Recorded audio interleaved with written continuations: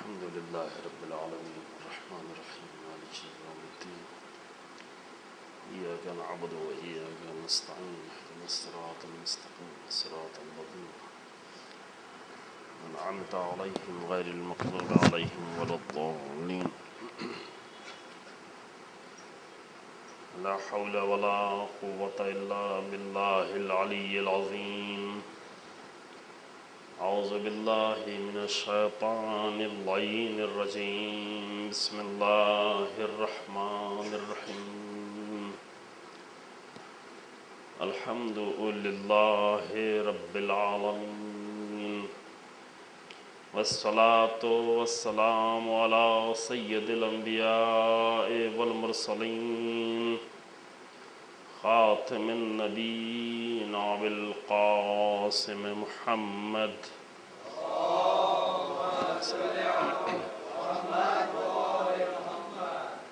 ثم الصلاة والسلام على أهل بيته الأطيبين الأطهرين المعصومين المظلومين الذين أذهب الله عنهم الرجس وطهرهم تطهيرا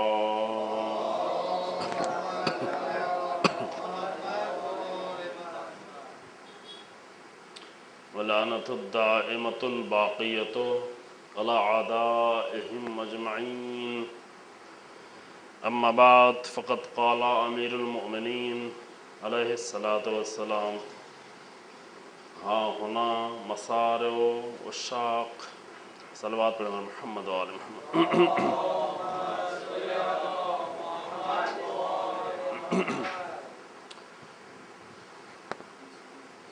حضرت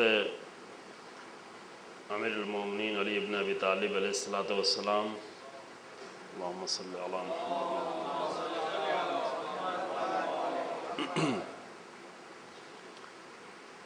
کے کلام کا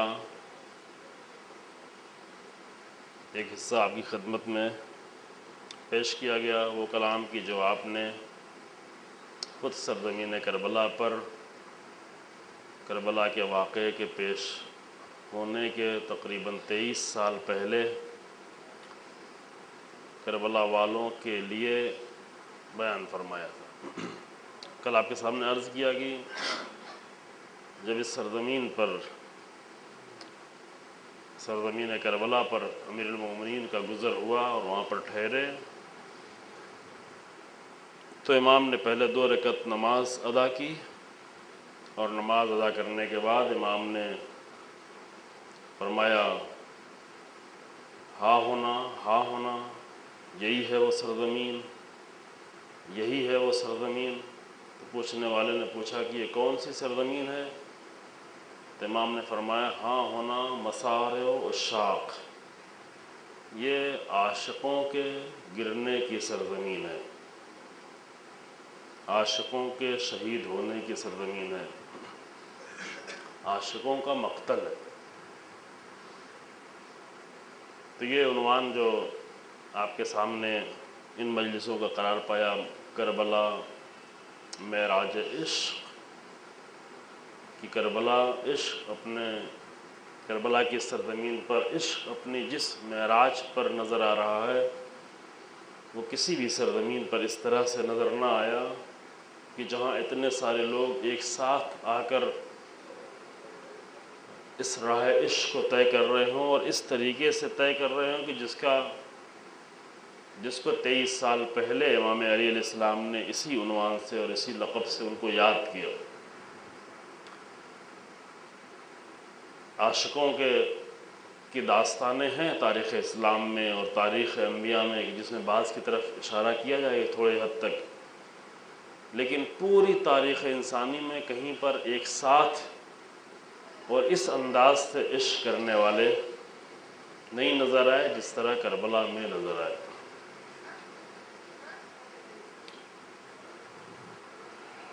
اور کل آپ کے سامنے یہ پیش کیا گیا کہ میدان کربلا میں جو یہاں پر ہم گفتگو کریں گے وہ انداز سے ان کے کربلا والوں کا انداز کیا تھا۔ ابھی ہماری گفتگو یہ نہیں ہے کہ کربلا والوں کا مقصد کیا تھا، کربلا والے کہاں تک جانا چاہتے تھے، کربلا والے کہاں تک ہم کو پہنچانا چاہتے تھے۔ کربلا والے انسانیت کو کس منزل تک لے جانا چاہتے تھے، یہ ایک الگ موضوع ہے اور بہت ہی اہم موضوع ہے۔ لیکن ابھی جو ہماری گفتگو ہے کہ اس مقصد تک پہنچنے کے لیے جو انہوں نے انداز اپنایا تھا وہ انداز کیسا تھا۔ اس انداز کو امیر المومنین کی زبان سے اگر پوچھا جائے تو امام بتاتے ہیں وہ ایک عاشقانہ انداز تھا، عاشقوں کی سرزمین ہے، عشق کا میدان ہے، امتحان عشق دینے کے لیے آئے تھے کربلا والے۔ اور جب یہ عاشقانہ انداز تھا تو چند انداز وہ خود بخود باہر نکل گئے کہ جس کا ذکر ضروری ہے مختصر حد تک، کیونکہ اگر تفصیل سے گفتگو کی جائے تو صرف اسی پہ پوری بحث ہو جائے گی اور ضروری اچھا بھی ہے، لیکن ایک مختصر اشارے کے طور پر آپ کے سامنے پیش کرتے ہیں کہ چونکہ ہمارے ذہنوں میں ایسے تصورات ہیں، کربلا والوں کے بارے میں ایسے تصورات ہیں، لہذا ان تصورات کو ذہن سے پہلے نکالا جائے پھر ایک صحیح تصور ہمارے ذہن میں آ سکتا ہے، وہی تصور کہ جو امیر المومنین نے ہمیں دیا ہے۔ جو یہ لازم ہے کہ ایک صحیح تصور، ایک صحیح آئیڈیالوجی، ایک صحیح فکر آنے کے لیے پہلے جو غیر صحیح فکریں ہیں، جو نامناسب فکریں ہیں، اس کو باہر نکالا جائے، ورنہ سب مل جل کر ایک عجیب چیز بن جاتی ہے، ایک عجیب چیز بن جاتی ہے۔ کبھی انسان کربلا کو ایک دوسری نگاہ سے دیکھنے لگتا ہے، کبھی دوسری نگاہ سے دیکھنے لگتا ہے، نگاہیں بدلنا شروع ہو جاتی ہیں، الگ ایک مجلس میں گیا وہاں کربلا کچھ اور نظر آ رہی ہے، دوسری مجلس میں گیا وہاں کربلا کچھ اور نظر آ رہی ہے۔ لہذا ہمیں کسی کی نگاہ سے کربلا کو نہیں دیکھنا ہے، کربلا کو یا تو آ کر خود امیر المومنین کی نگاہ سے دیکھیں جنہوں نے 23 سال پہلے ہم کو دکھایا تھا کہ کربلا کیا ہے، یا آ کر خود حسین ابن علی کی نگاہ سے کربلا کو دیکھا جائے۔ یہ جو میں نے کل آپ کے سامنے عرض کیا گیا، حسین کے کلام سے، امام کے کلام سے اور امام کے انداز سے کربلا کو آ کر دیکھا جائے۔ امام کی نگاہ میں، خود امیر المومنین کی نگاہ میں کربلا یہ ہے، عاشقوں کی سرزمین، انداز ان کا عاشقانہ ہے۔ پھر کون کون سا انداز نہیں ہے؟ ایک تصور جو بہت زیادہ ہمارے درمیان میں موجود ہے، جس کو فوراً نکالنا بہت زیادہ ضروری ہے، وہ ہے کہ کربلا ایک منفعلانہ عمل تھا۔ گھبرائیں نہیں آپ لفظ کو سن کر، اس کی وضاحت ہم کرتے ہیں، لیکن چونکہ یہ ہے بہت زیادہ کہ کربلا ایک کیا تھا؟ منفعلانہ عمل۔ منفعلانہ عمل یعنی کیا؟ یعنی کربلا ایک ریئیکشن تھا سب کچھ۔ کربلا بیعت کے سوال کے تقاضے کا ریئیکشن تھا۔ بہت توجہ کریں گے یہاں سے۔ اگر یزید بیعت نہ مانگتا، اگر سوال بیعت نہ ہوتا، اگر حسین ابن علی کی جان کو خطرہ نہ ہوتا، اگر مدینہ نہ چھوڑنا پڑتا تو کربلا بھی واقع نہ ہوتی۔ یزید نے بیعت مانگی، لہٰذا حسین ابن علی مجبور ہو کر مدینہ چھوڑ کر چلے گئے۔ یزیدی حکومت نے احرام کے لباس میں، حاجیوں کے شکل میں لوگوں کو اسلحے دے کر بھیجا، اس لیے حسین ابن علی مکہ چھوڑ کر چلے گئے، اور مکے سے جب چلے تو کوفے کی طرف، لیکن یزید نے اپنے بصرہ کے گورنر کو، یزید بن زیاد جیسے انسان کو کوفہ بھیج دیا، اور کوفے میں حالات تبدیل ہو گئے، لہٰذا حسین ابن علی مجبور ہو کر کوفے سے کربلا کی طرف چلے گئے۔ یہ ایک تصور ہے جو ہمارے درمیان میں ہے، پہلے اس کو نکالنا ہوگا۔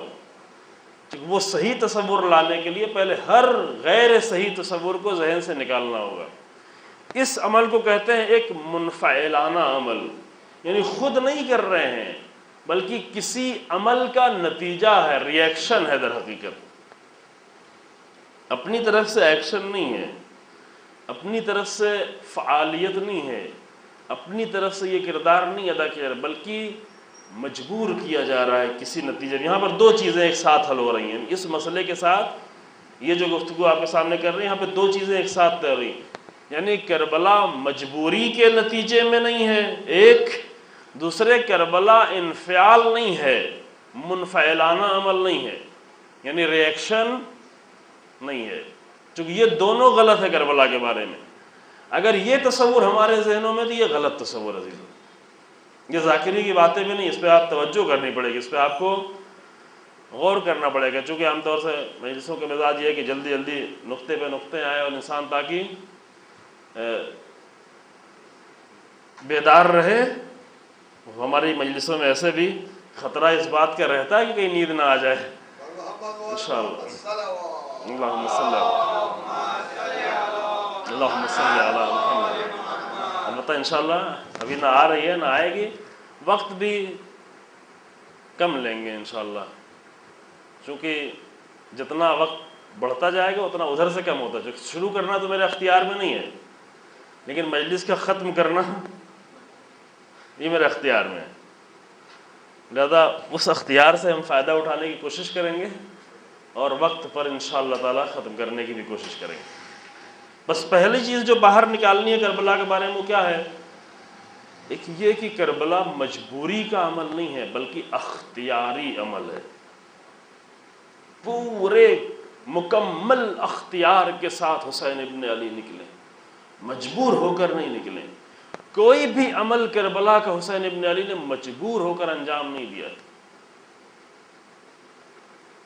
ہم کبھی کبھی استعمال مجبور ہو گئے حسین ابن علی کو مدینہ چھوڑنا پڑا، مجبور ہو گئے حسین ابن علی کو مکہ چھوڑنا پڑا۔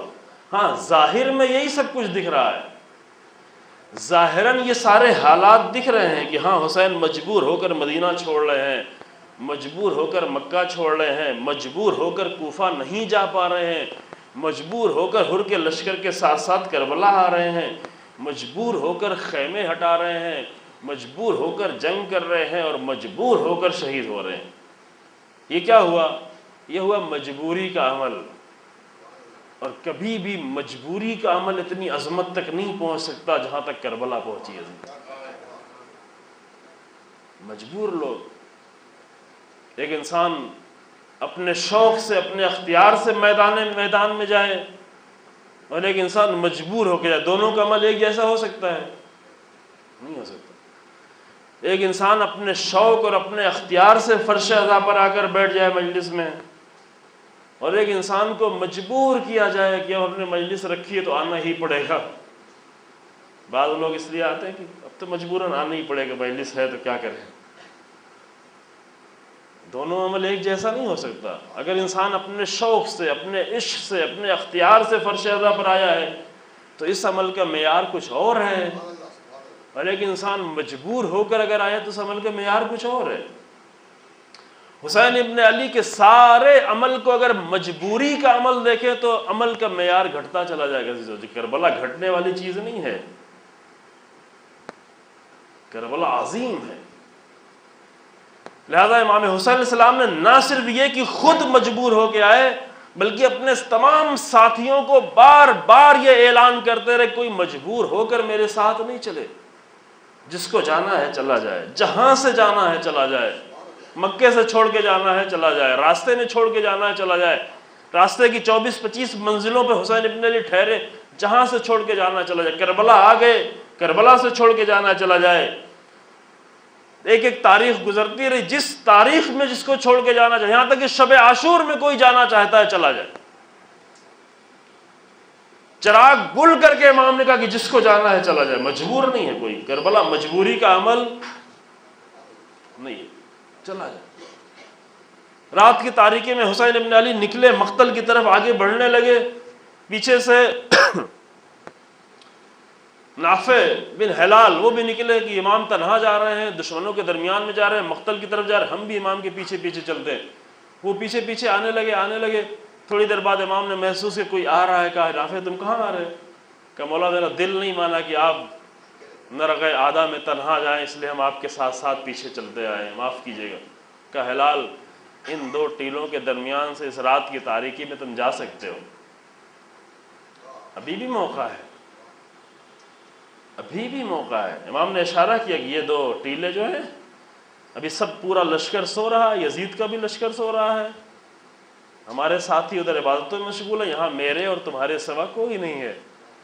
اس رات کی تاریکی میں ان دو ٹیلوں کے درمیان سے اگر تم نکل کے جانا چاہتے ہو تو ہلال چلے جاؤ۔ ہلال نے کہا مولا ہم نے یہ قسم کھائی ہے کہ جب تک یہ جان آپ کے اوپر قربان، یہ عاشق تھے، عشق اسے کہتے ہیں۔ یہ تلوار ہم نے اس لیے خریدی ہے، یہ گھوڑے ہم اس لیے لے کر آئے ہیں کہ ہم آپ کے ساتھ اس وقت تک رہیں جب تک ہماری جسم میں ایک قطرہ بھی باقی۔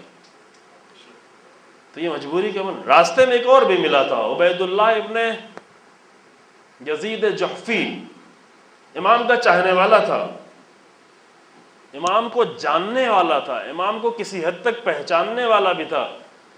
امام اس کے پاس، امام نے پہلے اسی کے قبیلے کے ایک فرد کو بھیجا کہ جا کر اس کو بلا کے لاؤ، اور اس نے معذرت کر لی کہ میں نہیں آنا چاہتا، میں امام کو جانتا ہوں، میں جانتا ہوں کہ فرزند رسول ہیں، میں جانتا ہوں کہ علی کے بیٹے ہیں، فاطمہ کے بیٹے، لیکن میں اس وقت اپنے آپ کو اس مسئلے میں نہیں داخل کرنا چاہتا۔ امام خود چلے گئے، اور وہ خود بیان کرتا کہ امام جب میرے پاس آئے تو امام کا چہرہ اس طرح نورانی تھا، داڑھی بالکل سیاہ تھی۔ تو میں نے امام سے پوچھا کہ آپ کی داڑھی ابھی تک اتنی سیاہ باقی رہ گئی ہے یا آپ نے خضاب لگایا ہے؟ تو امام نے کہا نہیں، اب میری عمر کافی ہو چکی ہے، خضاب میں نے لگایا ہے۔ یہ سارے کلمات، اور وہ اپنی مسند سے اٹھ گیا، امام کو اپنی مسند پر بٹھایا، اور بٹھانے کے بعد کہا کہ آپ تشریف لائے ہیں؟ امام نے کہا کہ میں اس لیے آیا ہوں کہ تیرے گناہ بہت زیادہ ہیں، تیرے گناہ زیادہ ہیں، تیری مشکلات بہت زیادہ ہیں، کیا تو اپنے آپ کو ان گناہوں سے بچانا چاہتا ہے؟ ہاں بچانا چاہتا ہوں۔ تو میرے ساتھ تو چلنے کے لیے تیار ہے؟ کہا مولا یہ نہیں ہوگا، آپ کے ساتھ نہیں چلتا۔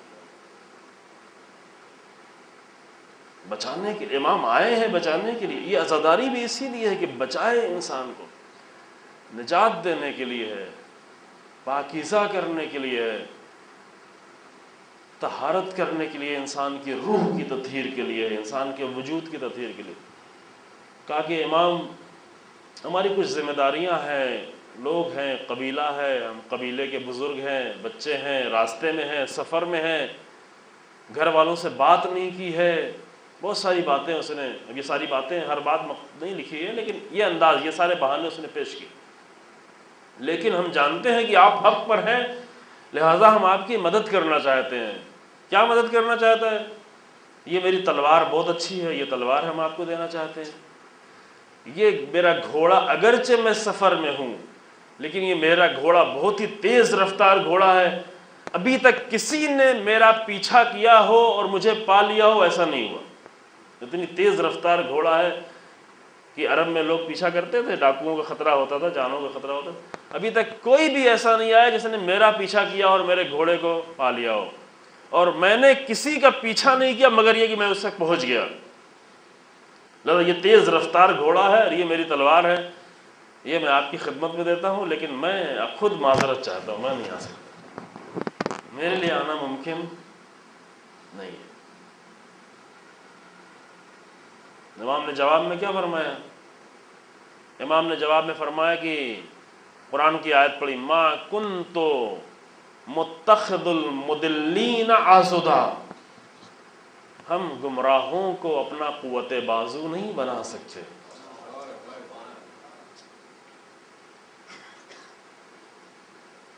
وہ چاہتا تھا کہ گھوڑا دے کر، تلوار دے کر کچھ حصہ ہم کو مل جائے، کچھ اجر ہم کو مل جائے، ہم بھی گھوڑے اور تلوار کے ذریعے سے حسین ابن علی کے ساتھیوں میں شمار ہو جائیں، حسین ابن علی کے شریک ہو جائیں۔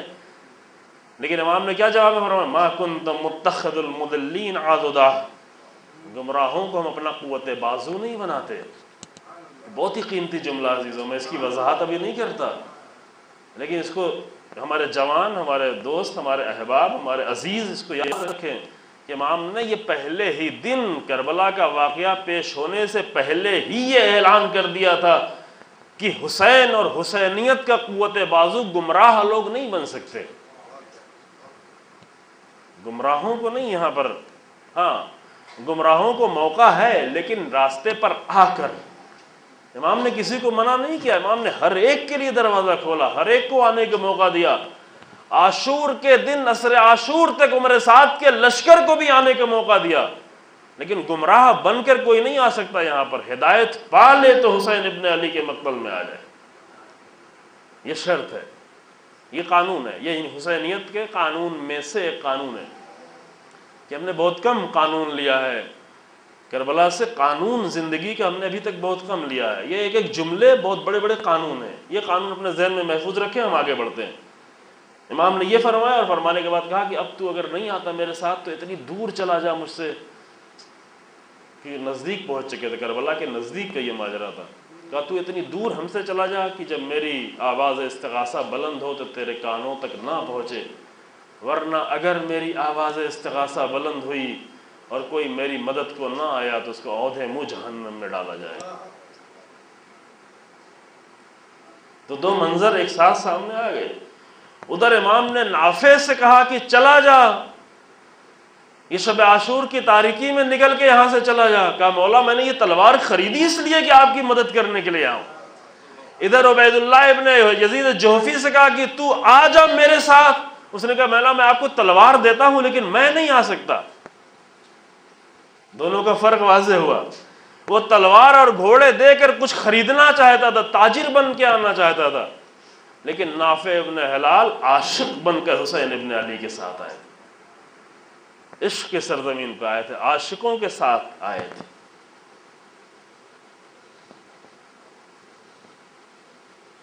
تو پہلا مسئلہ کیا واضح ہوا کہ کربلا میں کوئی مجبور ہو کر نہ آیا ہے نہ لایا گیا ہے، کسی کو مجبور نہیں کیا گیا۔ کربلا مجبوری کی سرزمین نہیں ہے، کربلا میں مجبور لوگ نہیں آئے ہیں، بلکہ امیر المومنین کی زبان میں عاشق لوگ آئے ہیں۔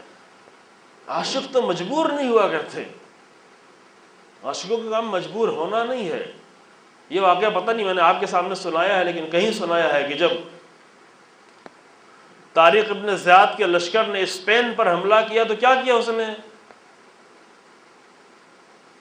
اگر ساری کشتی جلا دی۔ سنا ہے؟ نہیں بتایا یہاں پر آپ کے سامنے۔ اب یہ تاریخ بھی تو کم پڑھی جاتی ہے۔ خوب، یہ اچھی ماجرا سنے، دونوں کو سمجھنے کے لیے یہ اچھا ماجرا ہے۔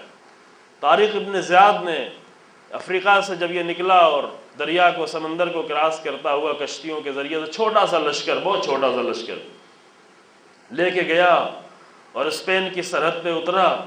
اترنے کے بعد اسپین پر اس نے حملہ کرنا تھا، اس کو حملہ کرنا تھا، اسپین پر قبضہ کرنا تھا۔ لشکر اس کا بہت چھوٹا سا تھا، زیادہ لوگ اپنے ساتھ لے کے نہیں گیا تھا، کشتیوں میں لے کے گیا تھا۔ اس زمانے میں اتنی کشتیاں نہیں تھی، یہ بہت پہلے کی بات ہے، یہ تقریباً 1000 سال سے بھی پہلے کی بات ہے، بنی امیہ کا دور کے تقریباً نزدیک کی بات، 1200 سال پہلے، اور بلکہ تھوڑا اس کے بعد۔ جب یہ اس نے اسپین میں گیا اور جیسے ہی اسپین کی سرزمین پر اترا، یہ آپ کو تاریخ معلوم ہونا چاہیے، تقریباً 700 سال تک اسپین اور اس کے آس پاس کے علاقے میں، جس میں کچھ فرانس کا حصہ اور کچھ اٹلی کا حصہ، اس پر مسلمانوں کی حکومت رہ چکی ہے۔ اور یورپ میں جو علم پہنچا ہے وہ عالم اسلام سے وہاں تک علم پہنچا ہے، کہ البتہ انہوں نے علم کو لینے کے بعد اس کا ایک دوسرا رخ دیا، اور ابھی علم میں بہرحال وہ آگے، اس میں کوئی شک نہیں ہے۔ البتہ علم کا جو مقصد انہوں نے بنایا وہ بہت ہی پست مقصد ہے، یہ ایک الگ حقیقت ہے، یہ بھی دوسرا مسئلہ ہے۔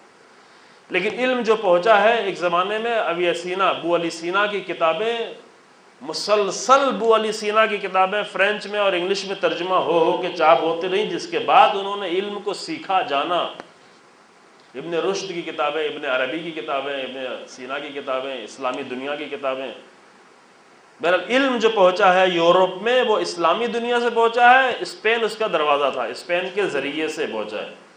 جب اسپین میں جا کر یہ لشکر اترا تو طارق ابن زیاد نے کشتی سے اترنے کے بعد کیا کام کیا؟ ساری کشتیوں کو آگ لگا دی، جلا دیا۔ کیوں جلا دیا؟ کہا کہ لشکر میرا بہت چھوٹا سا ہے، اگر کشتی باقی رہے گی تو لوگ کشتی پر امید لگائے ہوں گے کہ اگر ہم ہار بھی گئے تو کشتی پہ بیٹھ کے بھاگ جائیں گے۔ تو بھائی آپ نے بڑا کام کیا تھا، واقعاً بڑا جنرل تھا، بڑا کمانڈر تھا، اور اس میں کوئی شک نہیں کہ بڑا کمانڈر۔ کشتیوں کو آگ لگا دی تاکہ کشتیوں پر کوئی امید باقی نہ رہ جائے، فقط اپنی قوت بازو پر۔ اور اگر ان کے پاس اس زمانے میں ایمان تھا تو ایمان پر، چونکہ اس زمانے میں اگرچہ حکومتوں میں ایمان نہیں رہ گیا تھا لیکن عوام میں وہ رسول اللہ نے جو روح پھونکی تھی اس کا اثر بہت دنوں تک باقی تھا، عوام میں باقی تھا۔ لہذا اس نے ساری کشتیوں میں آگ لگا دی، کہا کہ اور بعض لوگ کہنے کے مطابق غذائیں بھی تھوڑی سی غذا بچا کے باقی دریا میں ڈال دی، کہا کہ دیکھو کھانے کا بہت تھوڑا سا بچا ہوا ہے، کشتیاں بھی جل چکی ہیں، اب تمہارے سامنے صرف ایک راستہ ہے، یا لشکر پہ یا حملے کر کر کے جیت جاؤ یا اپنی جان دے بیٹھو، دو کے علاوہ کوئی تیسرا چانس نہیں ہے۔ کیونکہ اگر تم جیتتے نہیں ہو تو یا تو تلوار سے مارے جاؤ گے یا دریا میں آ کر ڈوبو گے۔ یہ ندی بھی تو نہیں ہے کہ کراس کر جاؤ گے تیر کے، سمندر ہے۔ اب افریقہ اور یورپ کے بیچ کا سمندر جا کر نقشے میں دیکھیں، کوئی معمولی سمندر تو نہیں ہے، میڈیٹرین سی جسے کہتے ہیں، میڈیٹرین ہی کہتے ہیں نا، میڈیٹرانہ، جی ہاں۔ اس سمندر پہ اب تم کشتی سمندر سے تو نہیں کراس کر سکتے تیر کے، لہٰذا ایک راستہ ہے، یا تو تم مر جاؤ یا جیت لو۔ اور یہ کہنے کے بعد وہ چھوٹا سا لشکر اس نے حملہ کرنا شروع کیا اور جیتتے گئے جیتتے گئے جیتتے گئے، بعد میں پھر اور بھی لشکر آ گئے، یہاں تک کہ پورے اسپین پر اور اسپین کے آس پاس کے بھی بعض علاقوں پر قبضہ کر لیا، یونان، اٹلی اور بعض فرانس کی۔ جیت گئے، ایک بڑا کارنامہ تھا، ایک کمانڈر کے لحاظ سے اگر دیکھیں تو ایک بہت ہی بڑا کارنامہ تھا کہ اس نے اپنے لشکر کے اندر اتنا جذبہ اور حوصلہ پیدا کر دیا کہ چھوٹا سا لشکر جیتتا چلا گیا۔ لیکن کس طرح سے جیتنے پہ جیتا تھا؟ انہیں جیتنے پر مجبور کیا گیا تھا، لڑنے پر مجبور کیا گیا تھا، رکنے پر مجبور کیا گیا تھا، جنگ کرنے پر مجبور کیا گیا تھا۔ مگر حسین ابن علی جو اپنے ساتھ لشکر لے کے آئے ہیں، اس میں حسین نے کسی کو بھی مجبور نہیں کیا، مجبوری کی جنگ نہیں۔ بس پہلی چیز جو اپنے ذہن سے باہر نکالنے کیا کہ کربلا مجبوری کی جنگ نہیں، کربلا انفعالی جنگ بھی نہیں ہے کہ تم ایسا کرو گے تو ہم ایسا کر رہے ہیں، تم نے بیعت مانگی لہٰذا ہم مجبور ہو گئے مدینہ چھوڑنے کے لیے، تم نے بیعت مانگی لہٰذا ہم نے مکے کو چھوڑ دیا، تم اسلحے لے کے آئے لہٰذا ہم نے مکے کو چھوڑ دیا، تم نے ہمیں کوفہ نہیں جانے دے اس لیے ہم کربلا کی طرف آ گئے۔ نہیں عزیزو، یہ حسین ابن علی نے بہت پہلے ہی سے طے کر رکھا تھا کہ یہ سب کچھ انجام دینا ہے۔ ہاں، انجام دینے کا جو طریقہ ہے وہ یہ اس انداز سے ہے، جو موقع ہے، جو محل ہے، وہ امام نے اس طرح سے طے کیا کہ اس حالت میں جب بیعت کا سوال کیا جائے تاکہ بعد میں یزیدی پروپیگنڈا مشینری آ کر حسین ابن علی کے قیام کو ناکام نہ کر دے معاذ اللہ۔ لہذا امام نے مناسب موقعوں کو تلاش کیا۔ امام پہلے بھی مکے سے نکل سکتے تھے لیکن کہا نہیں، ابھی رکیں۔ اس میں بہت ساری مصلحتیں پوشیدہ ہے۔ ایک مصلحت تو یہ تھی کہ اس کے ذریعے سے پورے عوام کو بیدار کر دے، کم سے کم پورے مکے میں جتنے لوگ آئے ہیں، کہ جو پورے عالم اسلام سے وہاں پر لوگ آئے تھے، وہ وہاں سے بیدار ہو کر گئے کہ آخر کیا وجہ تھی کہ رسول اللہ کا فرزند جو اتنے سارے ہمیشہ حج کرتا رہا، پیدل حج کرتا رہا، آج جب لوگ حج کرنے کے لیے احرام باندھ رہے تھے اور عرفہ کی طرف روانہ ہو رہے تھے، اسی وقت حسین ابن علی عرفہ چھوڑ کے چلے گئے، مکہ چھوڑ کے چلے گئے۔ یہ سوال بیداری کا سوال تھا۔ بہت سارے امور حسین ابن علی نے میدان کربلا میں انجام دیے تاکہ لوگوں کو بیدار کر دیں، بیداری کے لیے۔ لیکن وہ ایک الگ موضوع، پورا موضوع، کبھی تھوڑا بہت گفتگو بھی ہوئی، انشاءاللہ کبھی اور کی جائے۔ لیکن یہاں جو امام ظاہری منظر یہ دکھ رہا ہے کہ بیعت کی گئی، مانگی گئی، لہذا مدینہ چھوڑ دیا، مجبور ہو کر مدینہ چھوڑ دیا، منفعل ہو کر مدینہ چھوڑ دیا، مکہ چھوڑ دیا، کوفہ چھوڑ دیا، کربلا آ گئے، خیمہ ہٹا لیا۔ لیکن عزیزو، یہ ظاہری منظر ہے کربلا کا۔ کربلا کا باطنی منظر کیا ہے؟ کربلا کا باطنی منظر یہ ہے کہ حسین بہت دن سے انتظار کر رہے ہیں کہ ایسے حالات آئیں کہ کربلا تک آیا جائے۔ ظاہری طور پر یہ جملہ میں شاید ادا کر چکا ہوں آپ کے سامنے کہ ظاہری طور پر ہمیں یہ لگ رہا ہے کہ حسین ابن علی کو چاروں طرف سے گھیر کر ایک خشک صحرا میں فرات سے دور لا کر شہید ہونے پر مجبور کر دیا گیا۔ لیکن حقیقت یہ ہے کہ حسین ابن علی نے چاروں طرف سے یزیدیت کو گھیرتے ہوئے لے کر کربلا میں آئے اور کربلا میں آ کر ایسی ضرب لگائی ہے،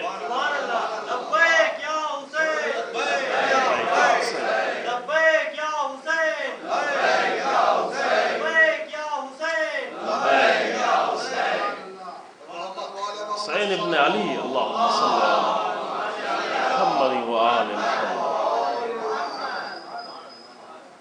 حسین ابن علی کو یزید ظاہری طور پر گھیر کے لا رہا ہے، لیکن باطنی طور پر حسین ابن علی قیامت تک کے لیے یزیدیت کو گھیر کر کربلا میں لے گئے۔ ظاہری طور پر حسین ابن علی کی شکست ہو گئی، لیکن باطنی طور پر اور حقیقت میں قیامت تک کے ہر یزید کو حسین ابن علی نے شکست دے دی۔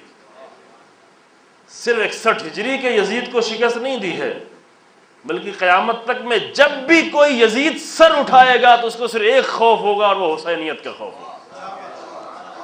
کہ آج بھی یزیدوں کو اگر کوئی ڈر ہے تو فقط حسینیت کی ڈر ہے۔ آج کے یزید چاہے اسرائیل ہو، چاہے امریکہ ہو، چاہے برطانیہ ہو، بڑے یزید یہ بڑے شیطان، بڑے شیطان۔ جب 3 کو جا کر پتھر مارے تو اپنے وقت کے شیطانوں کو بھی پتھر مارے وہاں پہ۔ ہر شیطان، ہر زمانے کے شیطان، اب یہ 3 پہ بہت زیادہ وضاحتیں ہیں، شیطان کی بہت نئی نئی شکلیں ہر زمانے میں آتی ہیں، لیکن حسین ابن علی فرعون کو مارنے کے لیے، فرعون پر صرف لعنت بھیجنے نہیں آئے تھے، بلکہ اپنے وقت کے یزید کو مارنے کے لیے آئے تھے، اپنے وقت کے یزید کو شکست دینے کے لیے آئے تھے۔ حسینیت یعنی کیا؟ حسینیت یعنی یہ کہ زمانے قدیم کے فرعونوں کو اور شیطانوں کو بھی جاننا چاہیے، لیکن اپنے وقت کے یزیدوں سے بھی ٹکرانا چاہیے۔ تو جو ہے آپ نے یہ شیطنت کی علامتیں ہیں، در حقیقت 3 یہ جو ہے شیطنت کی علامت ہے۔ یہ الگ الگ شکل میں آتی رہتی ہے، میں اس میں اب داخل نہیں ہونا چاہتا کہ واقعا اپنے موضوع سے دور ہو جاؤں گا، کبھی اس کی وضاحت کی جائے کیونکہ تفصیل ہے اس میں بہت زیادہ، تو معمولی سوال نہیں ہے جا کے 30 لاکھ 35 لاکھ لوگ اتنے پتھر مارتے ہیں، ایسے ہی جا کے مار کے چلے آتے ہیں، ابھی ظاہراً ایسے ہی مار کے چلے آتے ہیں، لیکن اگر اس کی حقیقت کو سمجھیں تو بہت بڑا عمل انجام دے رہے ہوتے ہیں۔ کم سے کم اتنا ان کو معلوم ہونا چاہیے کہ اپنے وقت کے دشمنوں کو پہچانیں، مشعر کے میدان میں اتنا شعور لے کر آئیں کہ وقت کے دشمنوں کو پہچانیں، عرفہ کے میدان سے اتنی معرفت لے کے آئیں کہ وقت کے دشمنوں کو پہچانیں۔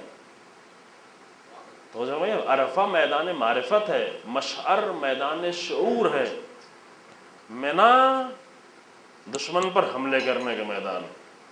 دادا یہ جب یہ عمل انجام پا رہا ہو تو یہ ضروری ہوتا ہے۔ حسین ابن علی آئے، وقت کے یزید کے مقابلے میں آئے، وقت کے یزید کو شکست دی، اور نہ صرف یہ کہ اپنے وقت کے یزید کو شکست دی، بلکہ قیامت تک کے لیے ہر کمزور ناتوان انسان کے دل میں حسینیت کا ایسا اسلحہ دے دیا کہ کتنا بھی تنہا کیوں نہ ہو، کتنا ہی کمزور کیوں نہ ہو، لیکن اگر اسے حسینیت کا اسلحہ مل جائے تو بڑے سے بڑے یزیدوں کو شکست دے سکتا ہے، جو آج دے رہے ہیں۔ الحمدللہ میں ایسے زمانے میں زندگی گزار رہے ہیں کہ آج یہ شکست دی جا رہی، مسلسل شکست ہو رہی ہے۔ کتنی شکستیں ہوئیں؟ 2006 میں شکست ہوئی، 2008 میں شکست ہوئی، 2014 میں شکست ہوئی، کوئی 1-2 شکست ہوئی، یہ ظاہری شکست دی، اور بہت ساری باطنی شکستیں اور ہیں جس کو بھی ہم شاید نہ جانتے ہوں، بہت ساری باطنی شکستیں۔ یہ کس اسلحے سے شکست ہو رہی ہے؟ اتنی پلاننگ، اتنے تھنک ٹینک لوگ بیٹھے ہوئے اتنی پلاننگ کرتے ہیں، اتنی سازشیں کرتے ہیں، اتنی کوششیں کرتے ہیں، لیکن ساری ان کی کوششیں ناکام ہو جاتی ہیں۔ کون ناکام کرتا ہے؟ یہ ایک فقیہ یا ولی فقیہ یا ایک عالم یا ایک مرجع یہ نہیں کرتا، یہ حسین ابن علی شکست دے رہے ہیں۔ یہ مرجع اور فقیہ و ولی فقیہ یہ ذریعہ بنا ہوا ہے، لیکن اصل شکست حسین ابن علی ہیں جو دے رہے ہیں۔ یہ کربلا کی شکست ہے، یہ کربلا کی شکست کا سلسلہ جاری ہے۔ کام ایسا کیا ہے میرے آقا نے، حسین ابن علی نے کام ایسا کیا میدان کربلا میں کہ یہ سلسلہ جاری رہے، یعنی جہاں تک حسینیت آتی جائے گی، جتنا ہم حسینیت سے نزدیک ہوتے چلے جائیں گے، اتنی زیادہ یزیدوں کی شکست پر قادر ہوتے چلے جائیں گے۔ یہ قانون۔ بس 2 چیز طے ہو گئی کہ حسین ابن علی کا عمل جو تھا وہ کیا تھا؟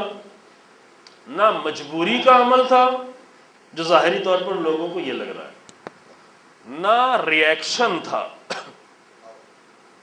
منفعلانہ عمل نہیں تھا، ری ایکشن نہیں تھا، بلکہ حسین ابن علی اپنا کردار ادا کرنے کے لیے نکلے۔ ان دونوں میں بہت فرق ہے عزیزو، بہت فرق ہے۔ ہم چونکہ کربلا کو ریئیکشن سمجھتے ہیں، یزید کی طرف سے کچھ کیا گیا جس کا ریئیکٹ تھی کربلا، لہذا ہم بھی انتظار کرتے ہیں کہ ہمارے ساتھ کچھ کیا جائے تو ہم ریئیکٹ کریں گے۔ دیکھیں جس طرح کربلا سمجھی جائے گی ویسے ہی عمل بھی انجام دیا جائے گا، کہ ہمارے ساتھ کوئی کچھ آ کے کرے تو ہم اس کے جواب میں کچھ کر دیں گے۔ نہیں، کربلا ایکشن تھا، کربلا عمل تھا، کربلا طاقت تھی، کربلا قوت تھی، کربلا کا وہ عمل تھا جس کو حسین ابن علی بہت پہلے شروع کر چکے تھے۔ حتیٰ ظاہری طور پر بھی کربلا یزید کی بیعت کے بعد نہیں حسین نے شروع کی تھی۔ آپ جا کر اس خطبے کو پڑھیں، یہ جوان پڑھ سکتے ہیں الحمدللہ، جا کر اس خطبے کو پڑھیں جو سن 58 ہجری میں کربلا کے واقعے کے پیش آنے کے 2 سال بلکہ 25 مہینے پہلے حسین ابن علی نے جو میدان منی میں خطبہ دیا تھا۔ حسین ابن علی کی تحریک کا ظاہری آغاز بھی 2 سال سے پہلے ہو چکا تھا، البتہ باطنی آغاز تو اور بہت پہلے ہو چکا تھا، مسائل ثقیفہ ہی سے شروع ہو چکے تھے، لیکن ظاہری آغاز بھی جو حسین ابن علی نے کیا ہے وہ 61-60 ہجری میں نہیں کیا، 26 رجب کی رات 60 ہجری میں نہیں، بلکہ 2 سال پہلے سن 58 ہجری میں امام حسین علیہ السلام نے آ کر منی کے میدان میں جو بہت ہی معرکۃ الآراء، بہت ہی عظیم خطبہ ہے کہ ہماری مجبوریاں کہ یہ خطبے ابھی ہمارے سامنے نہیں پیش کیے۔ میں بار بار یہ کہتا ہوں کہ ہماری مجلسوں کا مزاج ایسا نہیں رہ گیا کہ جہاں پہ آ کر حسین ابن علی کا خطبہ پیش کیا جائے، زینب بنت علی کا خطبہ پیش کیا جائے، سید سجاد کا خطبہ پیش کیا جائے، امام علی بن ابی طالب کا خطبہ پیش کیا جائے، لیکن ہم کوشش کرتے ہیں، توفیق ہوتی ہے پیش کرنے کی کوشش کرتے ہیں۔ اس سال ابھی اسی سال الحمدللہ لکھنؤ میں پہلا عشرہ جو تھا وہاں پر مختصر طور پر، چونکہ وہ خطبہ ایسا نہیں کہ بہت ہی جلدی سے 2 دن میں، مختصر طور پر وہ خطبے کے کچھ فقرات وہاں پر پیش کیے گئے، لیکن آپ پڑھ لیں انشاءاللہ، کبھی توفیق ہوئی تو آپ کے سامنے وہ خطبہ اور تھوڑا ڈیٹیل سے پیش کیا جائے گا کہ جہاں پر آ کر حسین ابن علی نے پوری کربلا کو 2 سال پہلے ہی بیان کر دیا کہ یہ سب کچھ ہونا چاہیے، کیوں ہونا چاہیے وہ وجہ بھی بتا دی وہاں پر خطبہ منی میں۔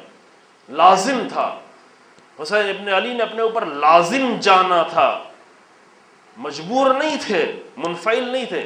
اب یہاں پر ایک نقطہ سنیں، توجہ کریں گے، عام طور سے نہ صرف یہ کہ حسین ابن علی کے عمل کو، بلکہ ہم تمام ائمہ اور انبیاء کے عمل کو ہم اسی نگاہ سے دیکھتے ہیں کہ ظالموں نے یہ کیا لہذا ابراہیم نے یہ کیا۔ اس پر بہت توجہ کریں، ہم یہیں پہ یہ مجلس تمام کر دیں گے، باقی بعض پہلو انشاءاللہ کل پیش کریں گے۔ کیا کیا؟ فرعون ایسا کرتا رہا لہذا جناب موسیٰ یوں کرتے چلے گئے۔ اسی کو کہتے ہیں منفعلانہ، ایک ہوتا ہے فعال ہونا انسان، یعنی خود کوئی عمل انجام دینا، یہ بہت ہی اہم مسئلہ ہے عزیزو، یعنی انسان خود کچھ عمل انجام دے، ہوتا ہے نہیں، خود کچھ نہیں کر رہا ہے، دوسرے ایسا کریں گے تو ریئیکشن کے طور پر ہم بھی کچھ کریں گے۔ عام طور سے تمام انبیاء کی تاریخ اور تمام ائمہ کی تاریخ کو ہم اسی نگاہ سے دیکھتے ہیں کہ ظالم بادشاہوں نے ایسا کیا تھا لہذا انبیاء نے بھی ایسا کر دیا، متوکل نے ایسا کیا لہذا امام نے ایسا کیا، یزید نے ایسا کیا لہذا امام حسین نے ایسا کیا، امیر المومنین کے زمانے میں ایسا کیا گیا لہذا امیر المومنین نے ایسا کیا۔ یہ سب کیا ہے؟ یہ انفعال اس کو کہتے ہیں، اردو میں، عربی میں کہتے ہیں انفعال، یعنی خود نہیں کر رہے ہیں بلکہ دوسروں کی کرنے کے نتیجے میں ریئیکٹ کر رہے ہیں، ریئیکشن ہے۔ اللہ اکبر! اس سے پوری نگاہ ہی تمام باقیات کے بارے میں تبدیل ہو جاتی ہے۔ واقعاً توجہ کریں، کیا واقعاً ہم امام کو یہ سمجھتے ہیں اور نبی کو یہ سمجھتے ہیں کہ وہ خود کچھ کرنے کے لیے نہیں آئے ہیں بلکہ صرف ریئیکٹ کرنے کے لیے آئے ہیں؟ کتنا نیچے ہم لے کے آ رہے ہیں امام و نبی کو، یعنی اپنی کوئی پلاننگ نہیں ہے، اپنا کوئی فارمولا لے کر نہیں آئے ہیں، اپنی طرف سے انہیں کچھ نہیں پیش کرنا ہے، بلکہ ان کے ساتھ کچھ کیا جائے گا تو وہ ایسا کر دیں گے۔ عجیب ہے، بہت عجیب ہے۔ ابھی ہمارے سامنے جو تاریخ بھی آتی وہ تاریخ بھی اسی انداز سے لکھی جاتی ہے کہ یہ ایسا تھا، یہ ایسا تھا، فلاں اس زمانے میں یہ ظالم حاکم تھے، وہ یہی کرتے تھے، یہ کرتے تھے، یہ کرتے تھے، امام یہ ریئیکٹ کرتے تھے، امام یہ ریئیکٹ کرتے تھے۔ ممکن ہے کہ ظاہری حالات سبب بنے ہوں کسی ایک عمل کے انجام دینے کا عزیزو، لیکن یہ ریئیکشن کے طور پہ نہیں ہے، بلکہ امام اپنے عمل کو انجام دینے کے لیے آئے ہیں۔ ہاں حالات ممکن ہے ایسے بنے ہو، ائمہ آئے ہیں کچھ کرنے کے لیے۔ اگر ریئیکشن کرنا تھا تو امام سید سجاد کو فقط خاموشی سے اپنے گھر میں بیٹھ جانا چاہیے تھا، چونکہ امام سید سجاد کے زمانے میں بالکل ایسے حالات نہیں تھے کہ ایک کلمہ بھی کچھ گفتگو کریں یا ایک کوئی عمل کریں۔ امام سید سجاد سب سے بڑھ کر جو ریئیکشن ہو سکتا تھا یہ ہو سکتا تھا کہ بس گھر میں خاموشی سے بیٹھ کر عبادت کرے، لیکن سید سجاد نے گھر میں بیٹھ کے عبادت نہیں کی۔ کیا کیا امام سید سجاد نے، کیا کیا پہلے پیش کیا جا چکا ہے یہاں پر، کیسے غلاموں کو تربیت کر کے بھیجا، پورے عالم اسلام میں اپنے تربیت کیے ہوئے غلام پھیلا دیے امام سید سجاد، کیسے کربلا کو لوگوں تک پہنچایا، کیسے اپنے آنسوؤں کے ذریعے پہنچایا، کیسے دعاؤں کے ذریعے سے دین کو پہنچایا۔ جتنی مجبوری کی حالت میں اتنا سب کچھ سید سجاد نے انجام دیا کہ جس کے لیے ایک جملہ ہم عرض کرتے ہیں، عام طور سے کہتے ہیں کہ اتنا سب کچھ سید سجاد نے کیا کہ کربلا کے بعد اتنے حالات تبدیل ہو گئے کہ کربلا، سید سجاد کے پہلے حسین ابن علی سے کوئی ایک سوال کرنے نہیں آتا تھا، لیکن بیچ میں سید سجاد نے آ کر اتنا سب کچھ کیا کہ امام سید سجاد کے بعد امام باقر سے آ کر ایک ایک صحابی 30 ہزار حدیثیں یاد کرتا ہے۔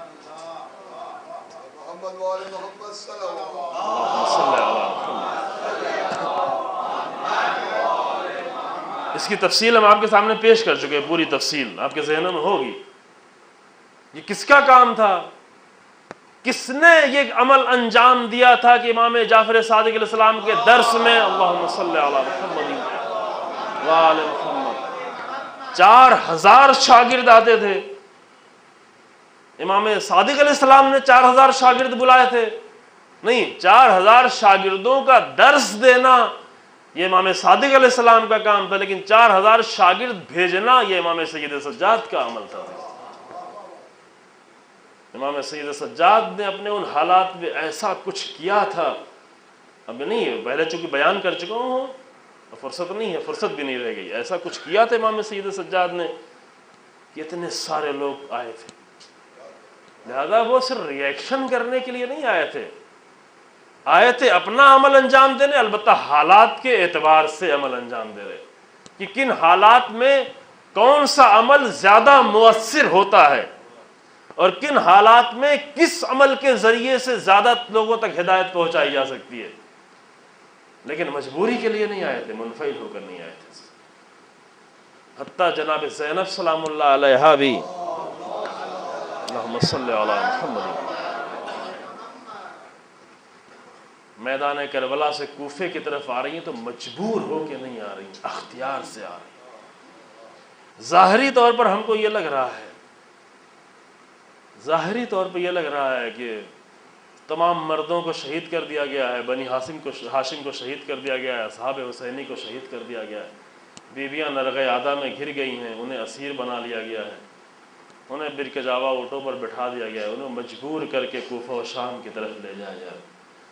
جن کو مجبور کر کے لایا جاتا ہے وہ بازاروں میں خطبہ نہیں دیا کرتے،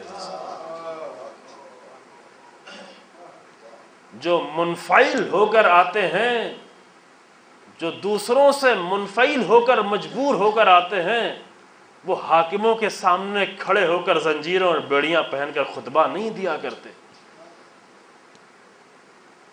وہ حاکموں کی زبانیں بند نہیں کیا کرتے،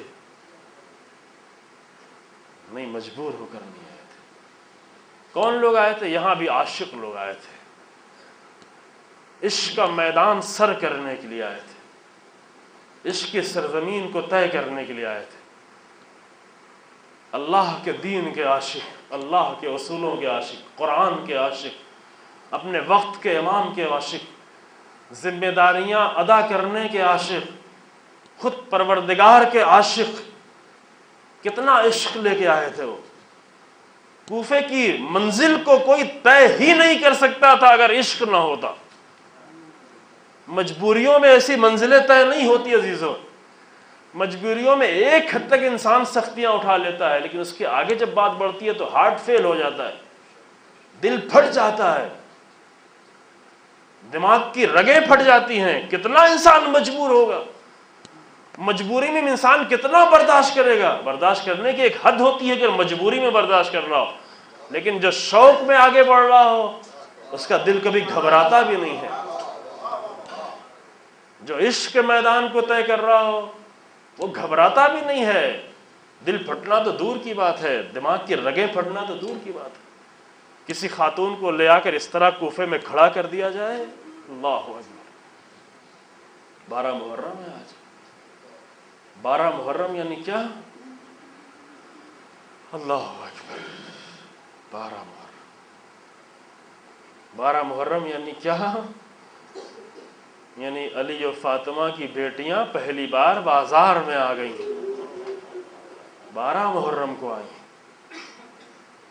11 محرم کو نرغہ عادہ تھا لیکن بازار نہیں تھا. 12 محرم کو زینب بنت علی کو کوفے کے بازار میں لا کر کھڑا کر دیا گیا، تماشائیوں کے درمیان میں،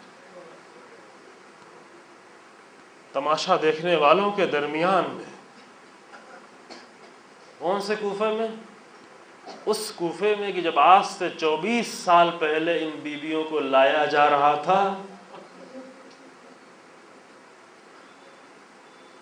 اسی کوفے میں 24 سال پہلے جب ان بیویوں کو کوفے کی طرف لایا جا رہا تھا اور قافلہ اہل حرم دن میں کوفے کے دروازے تک پہنچ گیا، تو امیر المومنین نے کہا اے بیٹا انتظار کرو، رات کی تاریکی میں لے کر میری بیٹیوں کو.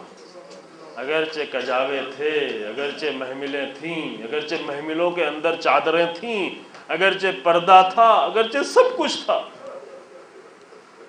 اگرچہ ساتھ میں امام حسن علیہ السلام تھے، حسین ابن علی تھے، عباس تھے، جوانان بنی ہاشم تھے، یہ سب تھے، لیکن نہیں، رات کی تاریکی میں آ جائے اہل حرم. اسی کوفے میں 12 محرم کو جو قافلہ داخل ہوا تو تماشائیوں کے درمیان میں داخل ہوا، بے کجاوا اونٹوں پر داخل ہوا، بے محمل اونٹوں پر قافلہ داخل ہوا. لیکن بیویاں آئی تھی اپنا حق ادا کرنے کے لیے، بیویاں آئی تھی اپنی ذمہ داری کو پورا کرنے کے لیے. جناب زینب مجبور ہو کر نہیں آئی تھی، ذمہ دار بن کر آئی تھی کربلا. اور ایک ذمہ دار بیوی نے آ کر اس طرح سے کوفے میں خطبہ دینا شروع کیا. چند سال پہلے وہ خطبہ مختصر طور پر آپ کے سامنے پیش کیا جا چکا ہے. آ کر زینب بنت علی نے اس طرح سے خطبہ دینا شروع کیا کہ کوفے میں لوگوں کو علی بن ابی طالب پھر سے یاد آنے لگے. 24 سال بعد پھر لوگوں نے علی بن ابی طالب کی آواز میں گفتگو سنی، علی بن ابی طالب کے لہجے میں کلام سنا، علی بن ابی طالب کے انداز سے خطبہ سنا. تم رو رہے ہو، تمہیں شرم نہیں آتی کہ تم رو رہے ہو؟ تم خاموش بیٹھے رہے اور میرا ماجایا شہید کیا گیا، آج تم رو رہے ہو.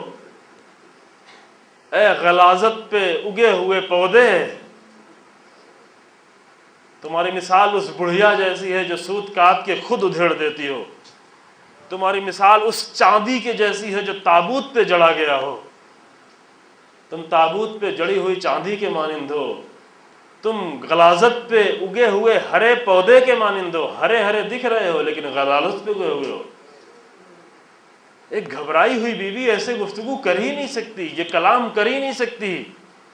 وہ جو مجبور کر کے لائی گئی ہو وہ اس طرح کلام ہی نہیں کر سکتی.